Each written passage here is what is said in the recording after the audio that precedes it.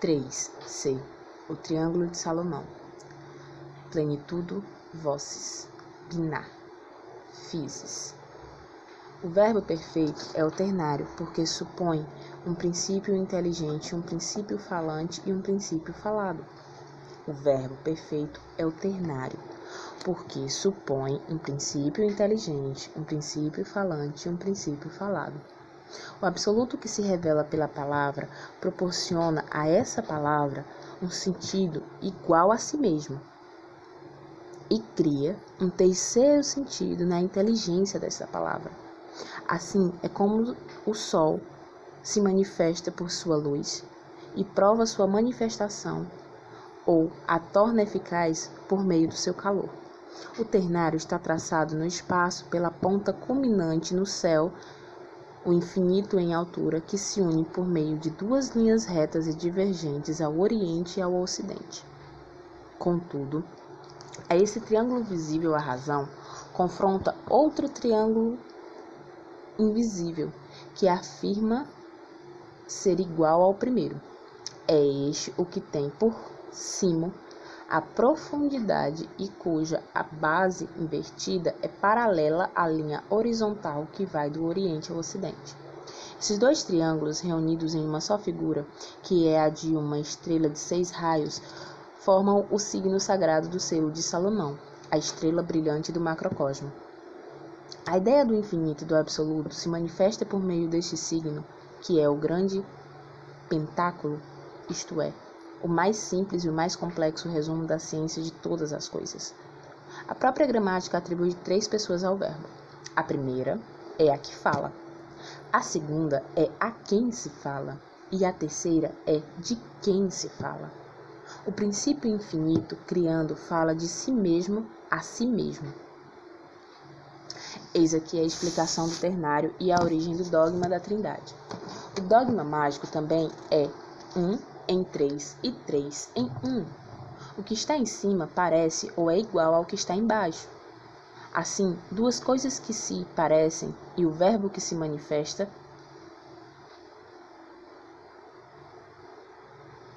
na sua semelhança fazem 3.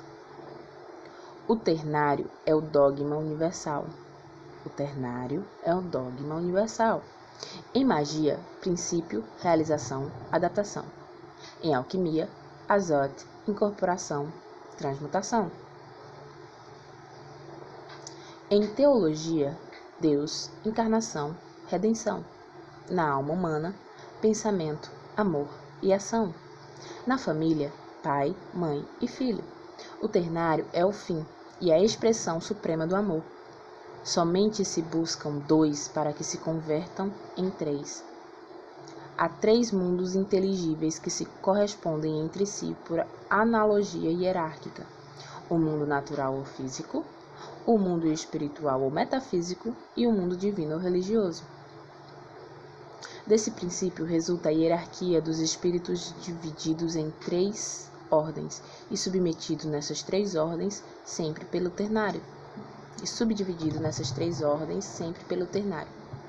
Todas essas realizações são deduções lógicas das primeiras noções matemáticas do ser e do número. A unidade, para tornar-se ativa, deve multiplicar-se. Um princípio individual, imóvel e infecundo seria uma unidade morta e incompreensível. Se Deus fosse somente uno, não seria criador nem pai. Se fosse somente 2, haveria nele antagonismo ou divisão ao infinito. E isso seria a repartição ou perecimento de toda coisa possível. É, portanto, 3 para criar a si mesmo e, à sua imagem, a multidão infinita dos seres e dos números. Assim é, realmente, único em si mesmo e tríplice em nossa concepção, o que faz com que vejamos também tríplice em si mesmo como único em nossa inteligência e em nosso amor. Isso é um mistério para o crente e uma necessidade lógica para o iniciado nas ciências absolutas e reais. O verbo manifestado pela vida é a realização ou a encarnação. A vida do verbo, cumprindo seu movimento cíclico, é a adaptação ou a redenção. Esse dogma triplo foi conhecido em todos os santuários esclarecidos pela tradição dos sábios. Queres saber qual é a verdadeira religião? Busca aquela que mais realiza na ordem divina, a que humaniza Deus e diviniza o homem, a que conserva intacto o dogma do ternário que encarna o Verbo, fazendo ver e tocar Deus os mais ignorantes. Aquela, enfim, cuja doutrina convém a todos e pode adaptar-se a tudo. A religião que é hierárquica e cíclica, que tem para as crianças alegorias e imagens, para os homens maduros uma elevada filosofia, sublimes esperanças e doce consolação para os anciãos.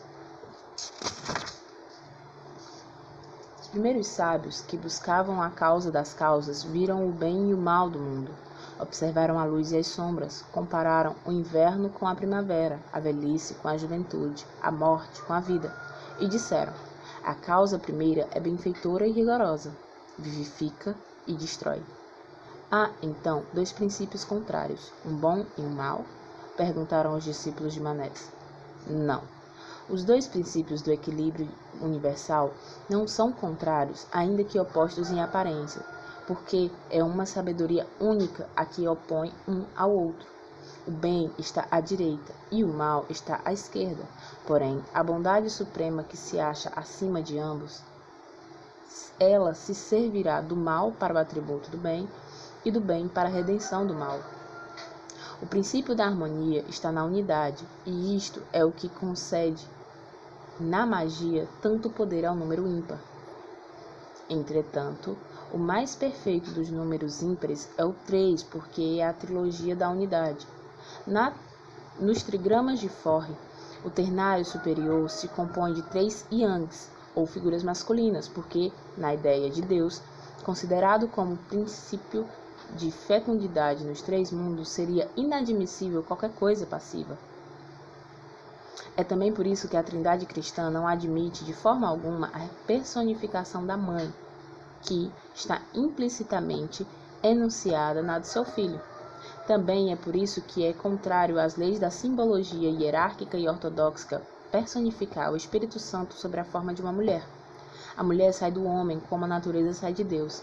Assim, o Cristo se eleva, ele mesmo, aos céus e assume a Virgem Mãe. Diz-se a ascensão do Salvador e a assunção da Mãe de Deus. Deus, considerado como Pai, tem a natureza por filha. Como filho, tem a Virgem por mãe e a Igreja por esposa. Como Espírito Santo, regenera e fecunda a humanidade. Por isso, os trigramas de Forre, aos 3 yangs superiores correspondentes aos 3 yings inferiores, porque os trigramas de Forre são um pentáculo semelhante aos 2 triângulos de Salomão, porque com uma interpretação ternária dos 2 pontos da estrela flamejante. O dogma não é divino na medida em que não for verdadeiramente humano, ou seja, que resuma a mais elevada razão à humanidade. Assim, o Mestre, a quem chamamos de Deus-Homem, chamava a si mesmo o Filho do Homem. A revelação é a expressão da crença admitida e formulada pela razão universal do Verbo humano. Por isso se diz que no Deus-Homem, no Homem-Deus, a divindade é humana e a humanidade é divina. Nós dizemos tudo isso filosoficamente e não teologicamente, e isso não diz respeito em nada ao ensino da Igreja, que condena e deve condenar sempre a magia. Paracelso e Agripa não erigiram altar contra altar e se submeteram à religiosidade dominante de sua época. Aos eleitos da ciência, as coisas da ciência. Aos fiéis, as coisas da fé. O imperador Juliano, em seu Hino ao Rei Sol, apresenta uma teoria do ternário que é quase idêntica à do iluminado Swedenborg. O Sol do mundo divino é a luz infinita, espiritual e criada. Essa luz se verbaliza, se é permitido assim dizer, no mundo filosófico e se constitui o foco das almas e da verdade, depois incorpora e se converte em luz visível no mundo do terceiro, no sol do terceiro mundo, sol central de nossos sóis, e cujas estrelas fixas são faíscas sempre vivas. Os cabalistas comparam o espírito a uma substância que fica fluida no meio divino e sob a influência da luz essencial, mas cujo exterior se endurece como a uma cera exposta ao ar nas mais frias regiões do raciocínio ou das formas visíveis. Tais cascas ou invólucros petrificados, diriam melhor carnificados, se essa palavra fosse admissível, são a causa dos erros e do mal, que provém do peso e da dureza dos invólucros anímicos. No livro de Zohar e naqueles das revoluções das almas, os espíritos perversos ou demônios maus não recebem outro nome senão o de cascas ou cascões. As cascas do mundo dos espíritos são transparentes. As do mundo material são opacas. Os corpos são apenas cascas temporárias das quais as almas devem ser libertadas. Entretanto, aquelas que obedecem ao corpo nesta vida formam um corpo inferior, ou uma casca fluídica que se converte em sua prisão e suplício depois da morte, e até o momento em que se consiga fundi-la no calor da luz divina, onde seu peso lhe impede de subir, não logram ascender senão por meio de infinitos esforços e com o socorro dos justos que lhe estendem a mão. E durante todo esse tempo são devoradas pela atividade interna do espírito cativo, como se fosse em um forno em completa combustão. Há aqueles que alcançam a fogueira da expiação, que queimam por si mesmo nela, como Hércules no Monte Eta, e se livram assim dos seus tormentos. Porém, a maior parte carece de coragem diante dessa última prova, que lhe parece uma segunda morte, muito mais horrível que a primeira, e permanecem assim no inferno, que é eterno de fato e de direito, mas no qual as almas não são nunca precipitadas nem retidas em oposição à sua vontade. Os três mundos são correspondentes conjuntamente pelas 32 vias de luz que são os degraus da escala santa. Todo pensamento verdadeiramente corresponde a uma graça divina no céu e a uma obra útil na terra. Toda graça de Deus suscita uma verdade e produz um ou muitos atos de reciprocamente todo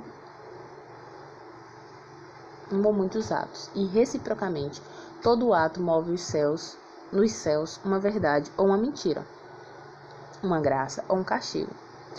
Quando um homem pronuncia o tetragrama, escrevem os cabalistas, os 9 céus recebem uma sacudida e todos os espíritos gritam uns aos outros. Quem perturba assim o reino dos céus? Então a terra revela ao primeiro céu os pecados do temerário, que toma o nome de eterno em vão, e o verbo acusador é transmitido no círculo em círculo, estrela em estrela, de hierarquia em hierarquia. Toda palavra tem 3 sentidos, toda ação, um valor triplo, toda forma, uma ideia tríplice, porque o absoluto corresponde de mundo em mundo com suas formas. Toda determinação da vontade humana modifica a natureza, interessa a filosofia e escreve nos céus. Há, porém, 2 fatalidades. Uma resultante da vontade do iniciado, de acordo com sua sabedoria, outra resultante das vontades criadas e de acordo com a necessidade das causas secundárias em suas relações com a causa primária. Nada é, pois, indiferente na vida, e nossas mais singelas determinações provocam com frequência uma série incalculável de bens ou de males, sobretudo nas relações de nosso diáfano com o grande agente mágico, como logo explicaremos. Sendo o ternário o princípio fundamental de toda a cabala ou da tradição sagrada de nossos ancestrais, teve de ser o dogma fundamental do cristianismo, do que se explica o dualismo aparente pela intervenção de uma harmoniosa e toda poderosa unidade. O Cristo não escreveu o seu dogma e só o revelou em segredo aos seus discípulos favoritos, o único cabalista e grande cabalista entre os apóstolos. Assim, o Apocalipse é o livro da Gnosis, ou doutrina secreta dos primeiros cristãos. A doutrina cuja chave está indicada em um versículo secreto do Pater, que a Vulgata não traduz e que o rito grego, preservador das tradições de São João, só permite que os sacerdotes pronunciem. Tal versículo, completamente cabalístico, se encontra no texto grego do Evangelho de 2 São Mateus e em muitos exemplares hebraicos. Ei-lo aqui nas duas línguas sagradas. Enfim, intraduzível e impronunciável. A palavra sagrada Malkut, empregada no lugar de Keter, que é seu correspondente cabalístico, e a balança de Geburah e de Chesed, repetindo-se nos círculos aos céus, que os gnósticos chamavam de éons, dão a esse versículo oculto a chave da abóbada de todo o templo cristão. E os protestantes o traduziram e conservaram em seu Novo Testamento, sem encontrar a elevada e maravilhosa significação que lhe desvelariam todos os mistérios do Apocalipse. Contudo, constitui uma tradição da Igreja que a revelação desses mistérios está reservada para a consumação dos tempos. Malkut, apoiado sobre Geburah e sobre Chesed, é o templo de Salomão, que tem por colunas Jiquim e Boaz. Esse é o dogma adâmico, apoiado por um lado na resignação de Abel e por outro lado nos trabalhos e dos remorsos de Caim. É o equilíbrio universal do ser baseado na necessidade e na liberdade, na flexibilidade e no movimento. É a demonstração da alavancada universal buscada em vão por Arquimedes, um sábio que empregou todo o seu talento em tornar-se obscuro e que morreu sem ter desejado fazê-lo compreender. Havia resolvido essa suprema equação, descoberta por ele na Cabala, e temia, acima de tudo, que se pudesse saber, caso ele se explicasse, mais claramente a origem de suas descobertas. Vimos um de seus discípulos e alguns de seus admiradores se indignarem, talvez de boa fé, ao ouvi-lo chamar-se cabalista e, contudo, devemos dizer, para a glória desse sábio, que as investigações abreviaram notavelmente o seu trabalho, nosso trabalho sobre as ciências ocultas, e que a chave da alta cabala, sobretudo indicada nos versículos ocultos que acabamos de citar, foi doutramente aplicada a uma reforma absoluta de todas as ciências no livro de Roine Workinski, enfim, matemático e filósofo polonês. A virtude secreta dos evangelhos está, portanto, contida em 3 palavras, e essas 3 palavras fundaram 3 dogmas e 3 hierarquias. Toda ciência repousa sobre 3 princípios, como o silogismo sobre 3 premissas.